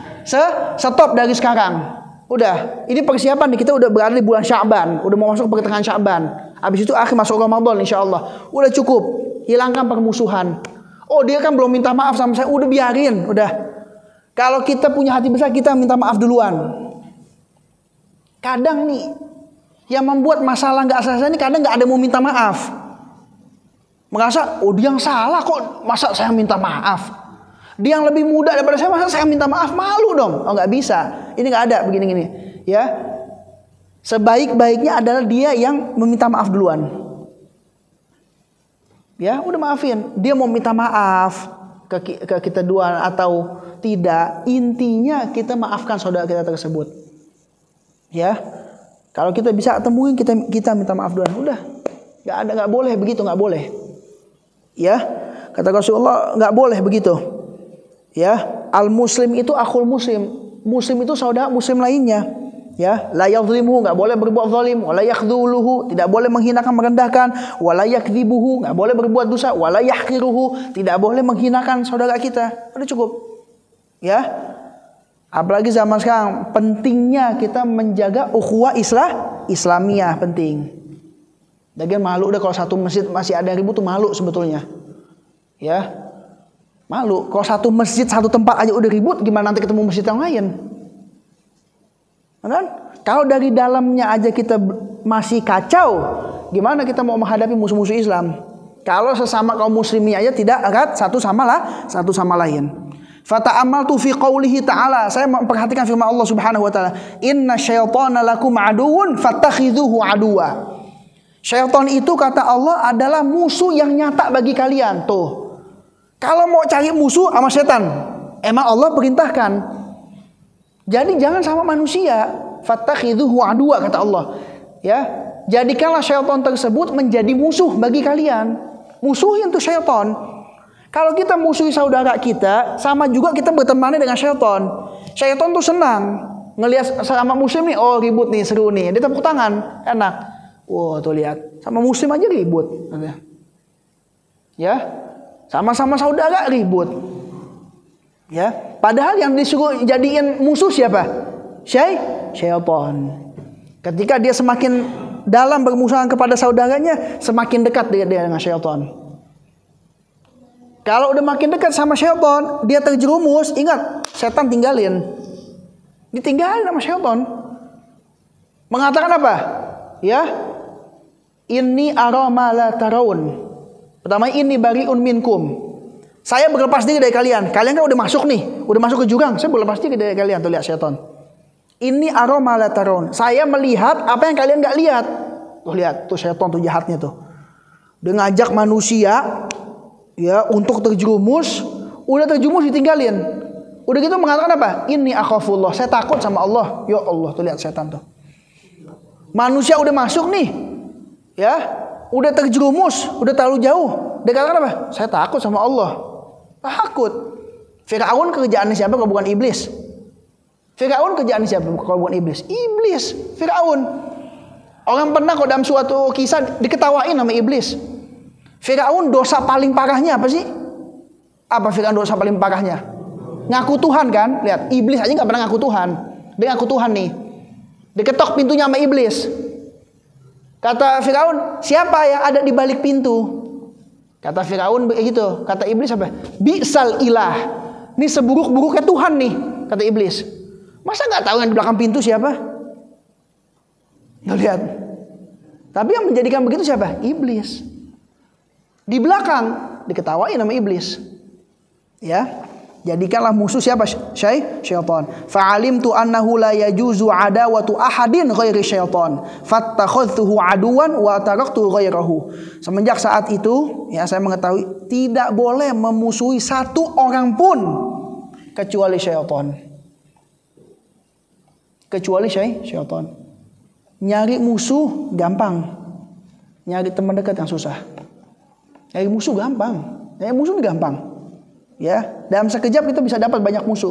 Tapi kalau teman dekat yang bisa membawa kita ke surga itu sangat sedikit. Fattakhadtuhu aduwan, dan saya semenjak itu menjadikan syaitan itu sebagai musuh. Wa taraktu ghairahu, dan saya meninggalkan ya musuh selain siapa? Syaitan. Artinya saya tidak mau bermusuhan dengan siapapun kecuali syaitan, kata Imam Hatim. Ya, itu faedah yang ke-6. Cukup sampai sini? Ada pertanyaan? Oh, banyak. Waduh, kalau berarti banyak bener sampai asar nih. Kalau banyak berarti bener sampai asar. Gimana nih? Dari akhwat. Oh, dari akhwat. Gimana nih? Kita sudah sampai ke faedah yang ke-6. Hah? Tanggung tinggal 2. Tayyib, kita singkat aja. Faedah yang ke-7. Tayyib, kita lanjutkan. Tanggung nih. Tayyib.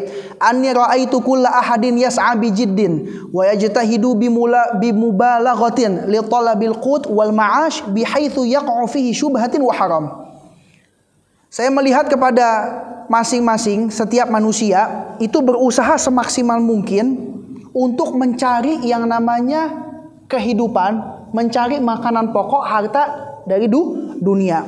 Bahkan tidak sedikit dari mereka yang terjerumus ke dalam hal-hal yang syubhat atau yang haram. Syubhat ini nggak jelas. Ini halal atau haram ya. Nah, kalau kita contoh nih, kita ditawari sebuah pekerjaan nggak jelas, halal atau haram, tinggalkan. Udah.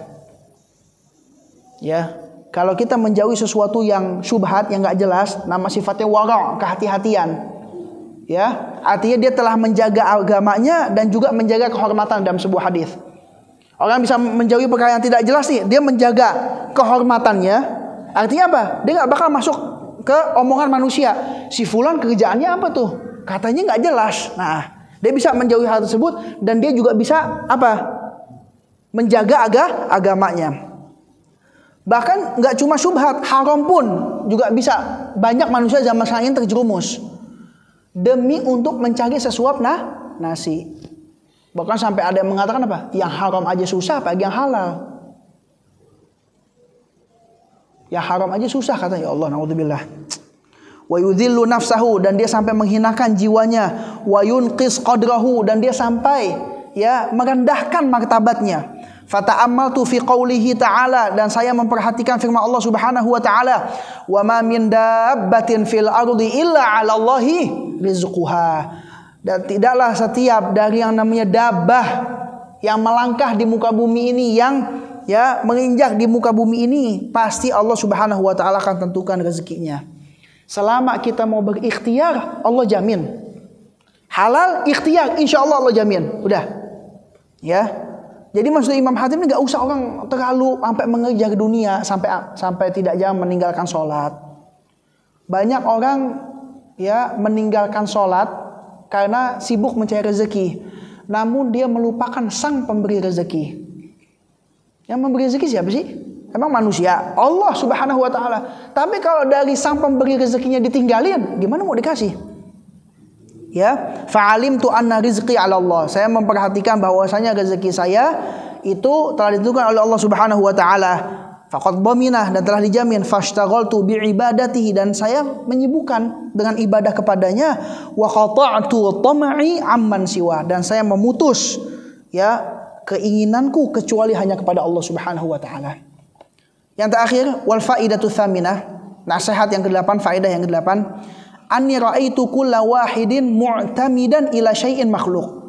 Saya melihat manusia ini terkadang suka bersandar kepada sesama makhluk. Artinya dia tidak bersandar kepada Allah Subhanahu wa taala. Ba'duhum ila dinar wa dirham. Sebagian dari mereka itu bersandar kepada dinar dan dirham, kepada harta. Artinya ya dia hanya bersandar kepada harta. Enggak ada harta enggak bisa hidup. Nah, wa ba'duhum ilal mal wal mulk. Sebagian dari mereka juga bersandar kepada harta atau kekuasaan. Wa ba'duhum ilal hirfa wasina'ah, dan sebagian dari mereka juga bersandar kepada hasil jerih payahnya sendiri. Ya, mengatakan ini hasil kerja keras saya selama ini. Dia menafikan itu semua dari Allah Subhanahu wa taala. Wa ba'duhum ila makhluqin mithli, dan sebagian dari mereka itu bersandar kepada sesama makhluk lainnya. Pegawai bersandar kepada bos. Kalau nggak kerja di situ, saya mau dapat duit dari mana? Nah, ini hati-hati nih omongan demikian. Hati-hati. Yang kasih rezeki kita bukan dia, bukan Allah Subhanahu wa taala. Ya memang itu Allah kasih wasilah, jalurnya ke situ. Tapi bukan berarti kalau nggak ada dia kita nggak dapat apa-apa, enggak. Kan tadi, wa ma min dabbatin fil ardi illa 'ala Allahi rizquha. Ya, fata'ammaltu fi qaulihi ta'ala. Dan saya memperhatikan firman Allah Subhanahu wa taala, wa may yatawakkal 'ala Allahi fahuwa hasbuh. Barang siapa yang bertawakal kepada Allah Subhanahu wa taala, maka Allah Subhanahu wa taala akan mencukupkannya. Kalau dalam bahasa Arab ada yang namanya tawakul pakai tasydid, ada yang tidak pakai tasydid, pakai alif, tawakul. Apa bedanya? Ini sedikit nih.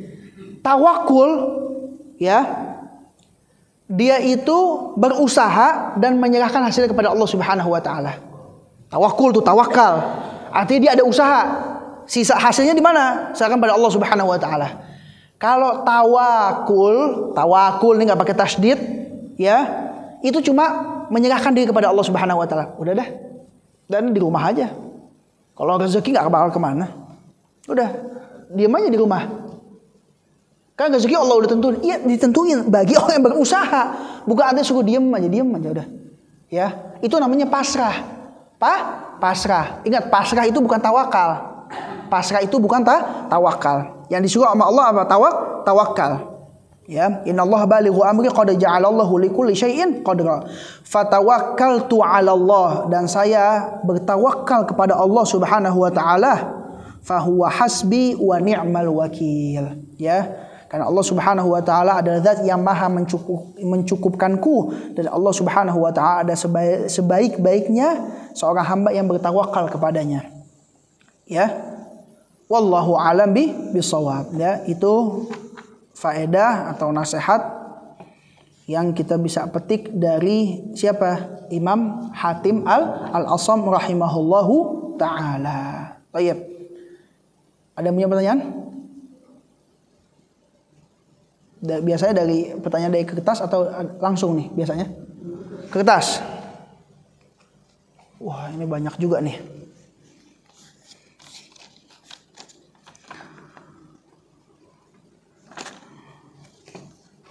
Nah, ini ada pertanyaan bagus nih. Saat yang masuk dalam indikator ribah apa saja? Baik, bismillah. Yang masuk dalam indikator ribah apa aja? Ya, memang nih ini timbul pertanyaan karena begini. Ulama itu ada mengecualikan beberapa hal yang tidak termasuk dalam ribah. Ribah kan artinya membicarakan keburukan orang lain nih. Keburukan orang lain. Ya, pertanyaannya, apakah setiap keburukan yang kita bicarakan kategorinya ribah? Tidak. Di antaranya, perhatikan, di antaranya nih, ketika kita ingin memperingatkan orang lain agar tidak terjerumus kepada keburukan orang ketiga. Contoh begini, contoh nih, ada orang nanya kepada saya, misalnya nih, ya, wahai Naji, ini Ana mau berbisnis dengan si Fulan. Gimana kalau menurut Anda? Terus saya mengatakan, ya, sebaiknya jangan. Dia itu kalau berbisnis suka menipu, ya, suka mengambil hak orang lain, begini dan begitu. Kita membicarakan keburukan nggak? Gampangnya bicara keburukan nggak? Keburukan. Tapi kata para ulama ini nggak dimasukkan ke dalam ribah. Karena kenapa? Secara nggak langsung kita ingin menyelamatkan nih saudara kita agar dia tidak terjerumus kepada hal yang sama. Memperingatkan. Contoh lain, kasus yang lain, ya, ketika ada orang yang sengaja terang-terangan melakukan maksiat di hadapan umum. Ketika kita membicarakan orang tersebut, tuh si Fulan, ya, dia suka bermaksiat begini. Ya, kalau riba, kalau dia bermaksiat di belakang tanpa orang tahu, kita yang bongkar, kita yang buka aibnya, itu riba. Tapi kalau dia sendiri yang membuka, dia bangga terhadap maksiatnya, kata para ulama ini enggak kategorinya bukan riba. Bukan riba. Apalagi tadi tujuannya untuk memperingatkan orang lain. Gitu. Jadi sebenarnya semua tergantung dari kondisi dan niat. Ya. Kalau misalnya kita enggak ada tujuan apa-apa, enggak ada niat apa-apa, dan saudara kita itu terkena dengan nama baiknya kita, omongan keburukannya, itu baru riba. Itu baru riba. Ya. Wallahu alam, ya, itu berkaitan dengan pertanyaan pertama.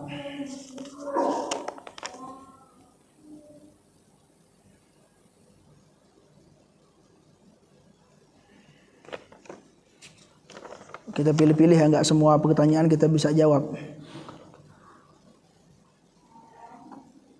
Ini Tayyib, ini ada pertanyaan bagus juga. Assalamualaikum warahmatullahi wabarakatuh. Kalau kita menceritakan seseorang tetapi tidak menyebutkan namanya, tapi menjurus ke seseorang. Dia nggak sebutin namanya, tapi mungkin sebutin sifatnya, cirinya, tinggalnya di mana. Ini sih kalau begitu sama juga riba, ya. Apakah ini termasuk riba juga? Tayyib, ya. Kata para ulama, kalau misalnya kita membicarakan seseorang atau suatu kaum, suatu kelompok, suatu masyarakat secara umum, ini nggak termasuk riba. Karena kita tidak menjurus kepada orang tertentu, nggak. Nah ini berarti tapi menjurus ke seseorang nih. Nah menjurusnya ini nih, kalau misalnya menjurus hampir ketahuan, sama juga seperti menyebut namanya, ya riba. Tapi kalau misalnya kita cuma menyebutkan, ada nih Anda punya teman si Fulan, kita nggak sebutkan namanya, dia itu suka begini. Ya. Dan terkadang ketika orang tersebut tidak mau menyebutkan namanya, biasanya dia itu sedang memperingatkan saudaranya. Umumnya begitu. Nah, ribah ini umumnya tadi yang dijelaskan Imam Hatim berawal dari hasad. Umumnya nih, ribah itu berawal dari apa? Hasad, ada kebencian, kedengkian. Kalau benci, umumnya pasti disebut namanya. Karena dia lagi benci. Benci. Atau yang tadi nih, menjurus ke seseorang. Ada nih, Anda punya temen nih. Kalau Anda sebut pasti ya, Anda tahu nih. Dia suka sholat di sini, ya, rumahnya nih ya, jalan ini belok sedikit. Nah, itu udah ribah, udah ribah. Karena yang diajak bicara juga tahu, oh ini sih si fulan nih lagi dibicarakan. Tahu. Ya, tahu. Apalagi yang diajak bicara, oh si fulan. Udah. Jadi udah resmi ribah itu. Jadi resmi ribah. Jadi kalau misalnya tidak menyebutkan nama, hanya cuma menyebutkan sifat, wallahu alam, itu kata para ulama nggak masuk ribah. Tapi kalau menjurusnya udah terlalu menjurus, ya udah bisa dikatakan ribah. Wallahu alam. Wallahu alam.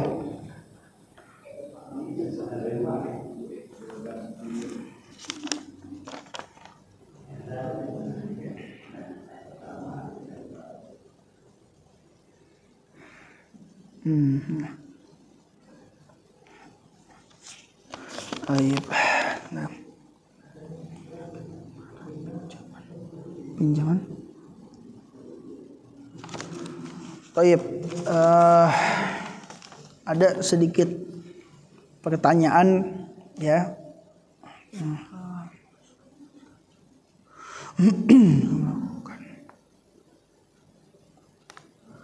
Baik, ini ada pertanyaan tapi Ana akan jelaskan secara umum saja nih karena terlalu panjang. Ya. Ada seorang bertanya berkaitan dengan dia itu sedang menghadapi ujian. Dia sedang menghadapi ujian. Ya, salah satu ujiannya dari anaknya. Anaknya. Ya, itu bagaimana sekarang? Jadi begini. Kata para ulama, ya. Selama engkau masih hidup di dunia, jangan pernah heran dengan yang namanya ujian. Kenapa? Engkau masih di dunia. Dunia ini tempat ujian dan cobaan. Orang itu mendapatkan ujian yang beragam. Ada dari keluarganya, ada dari temannya, ada dari rekan bisnisnya, macam-macam Pak, macam-macam. Nah, kalau kita bicara masalah ya dari anggota keluarga atau dari anaknya misalnya, dari anaknya, ya, ketika seorang ya atau orang tua mendapatkan ujian yang begitu berat dari anaknya, apakah ini bisa dikategorikan azab dari Allah atau teguran dari Allah? Perhatikan nih, ya. Jadi begini. Yang namanya anak itu, keturunan itu cerminan dari kehidupan orang tua. Makanya sampai dikatakan kama tadinu tudan. Sebagaimana engkau melakukan suatu hal, memperlakukan suatu, engkau nanti akan mendapatkan perlakuan yang sama. Nah, jadi ketika kita contoh mendapatkan ujian dari anak, itu yang pertama kita beristighfar, taubat sama Allah, koreksi diri kita. Apakah dahulu kita pernah melakukan hal yang sama apa enggak? Atau yang mirip-mirip enggak? Terkadang balasan itu menjadi berlipat ganda. Contoh nih, misalnya selama hidup di dunia dia enggak pernah perhatian sama orang tuanya. Ketika dia masih anak-anak ya, dia belum menjadi orang tua, ya, dia selalu membangkang sama orang tua, dia selalu melawan orang tua. Ketika dia mendapatkan anaknya bisa jadi lebih parah daripada dia, itu balasan dari Allah Subhanahu wa taala. Kenapa? Engkau dulu ketika menjadi anak melakukan hal yang sama kepada orang tuamu. Jadi jangan heran. Ada juga yang sifatnya memang murni ujian. Terkadang orang tuanya orang baik, taat sama orang tua, kok anaknya begini. Nah, ini banyak juga. Ya ini memang murni ujian. Gak bisa dikatakan apakah ini azab dari Allah, ya belum tentu juga. Karena idza ahabballahu 'abdan ibtalah. Apabila Allah Subhanahu wa taala mencintai seorang hamba, Allah pasti uji. Allah uji. Nah, balik lagi, setiap orang pasti ujiannya berbeda-beda. Terkadang dirinya baik, kenapa dikasih ujian? Ya itu karena Allah Subhanahu wa taala cinta kepada dia. Justru dengan adanya ujian, hidupan ini menjadi ya berlika-liku, gak lurus aja, itu biasanya membuat kita itu menjadi lebih kokoh. Terkadang kita bisa mendapatkan suatu manfaat dari kehidupan yang sempit, yang kita tidak akan dapatkan hal tersebut di kehidupan yang lapang. Nah, jadi ya, apakah ini azab? Ya wallahu alam. Ya, kalau misalnya kita dahulu telah melakukan suatu keburukan, ya bisa dikategorikan mirip-mirip dengan kelakuan yang anak kita kerjakan, alhamdulillah, bisa jadi ini balasan dari Allah Subhanahu wa taala. Namun kalau misalnya ya kita tidak pernah melakukan demikian, kok anak kita begitu, itu ujian dari Allah Subhanahu wa taala. Itu tugasnya kita sebagai orang tua. Ya, karena itu tadi nggak mungkin orang itu nggak ada ujian dari Allah, nggak mungkin. Mungkin ya orang tersebut dikasih ujiannya dari anak. Ya, ada orang dikasih ujiannya, ya mungkin anaknya alhamdulillah, tapi dari segi yang lain dia mendapatkan ujian yang berat juga dari Allah Subhanahu wa taala. Ya. Jadi ya ujian atau adab tergantung dari dirinya sendiri. Wallahu alam. Ya. Kemudian ada pertanyaan dari mungkin dari bapak-bapak laki-laki, mungkin ada punya pertanyaan.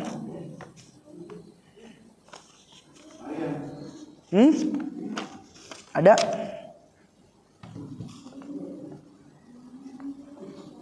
Karena kita menjawab yang apa? Yang lebih dekat dengan tema pembahasan. Baik, mana?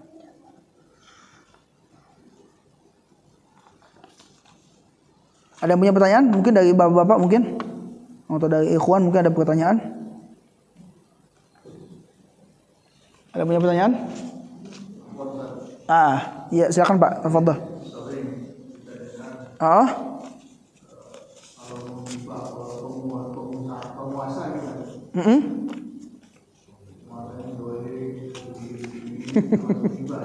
Gitu gimana?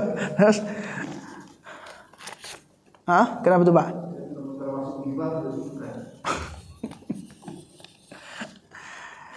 Ya,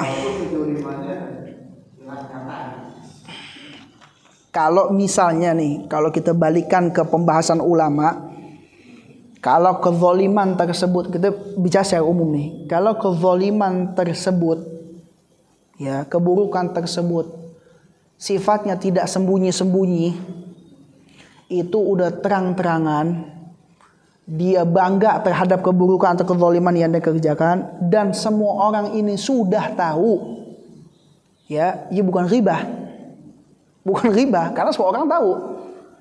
Karena ghibah ini kan di antara kita membongkar aib. Kita kasih tahu nih, awalnya orang nggak tahu, kita kasih tahu, nih si fulan melakukan ini nih, ya. Tapi kalau keburukannya sudah terang-terangan, ya sudah merebak, semua orang sudah tahu. Bahkan terkadang gini, kita membicarakan, dia kasih info, yang diajak bicara kasih informasi yang lebih lagi. Wah, ya. Namun kalau ditanya sebaiknya bagaimana? Ya sebaiknya nggak usah. Kalau ditanya nih, ya. Tapi kalau misalnya kita arahkan ke penjelasan ulama, kalau kezaliman sudah terang-terangan itu bukan ghibah. Tapi sikap kita bagaimana? Ya sebaiknya jangan, tetap. Sebaiknya jangan. Karena ketika kita membicarakan, apalagi membicarakan saudara kita, orang lain, ya. Jangankan membicarakan orang lain, kita berbicara hal yang tidak perlu aja bisa membuat hati ini menjadi keras.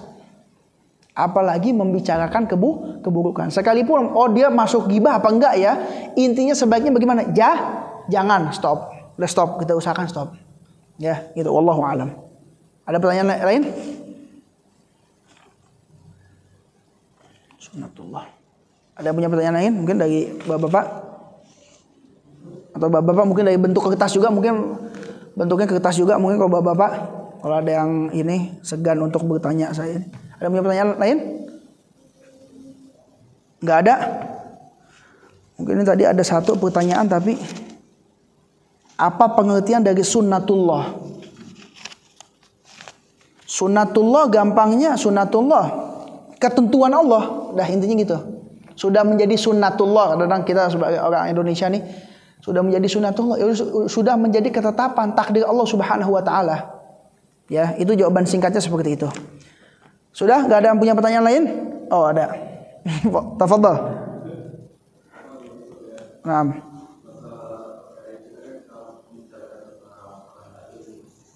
Membicarakan para dai. Oh.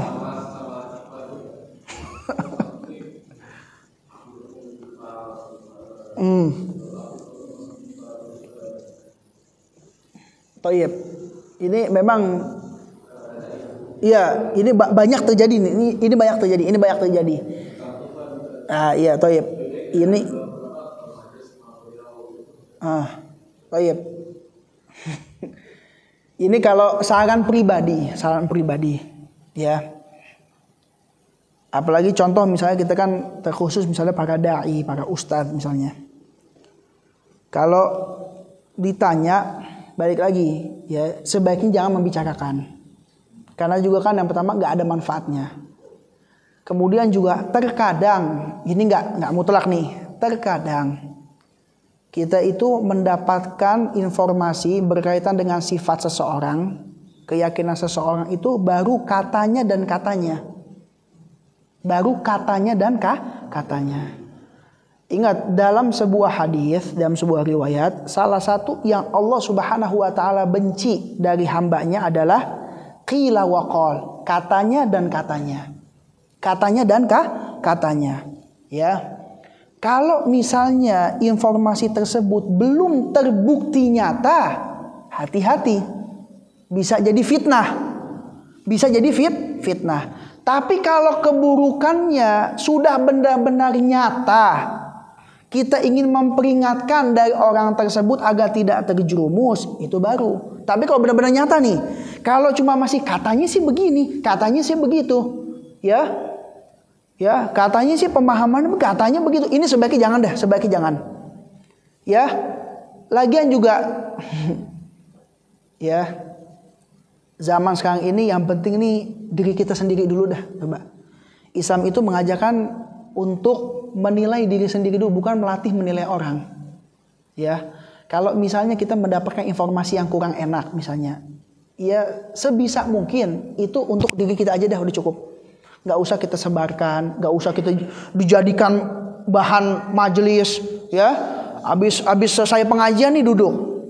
Apa pendapat itu tentang Ustadz Fulan? Wah, baru nggak ngaji larangan gibah, langsung dipraktekin. Ya. Ini kalau anak pribadi ini sama sekali nggak ada manfaatnya. Apalagi kebanyakan ini baru qila wa qal. Ditambah dari sosial media yang sangat parah nih zaman sekarang. Ya, katanya begitu, potongan video begini, kadang ya bahan adu domba. Ya kalau saran Anda sih sebaiknya sih nggak usah.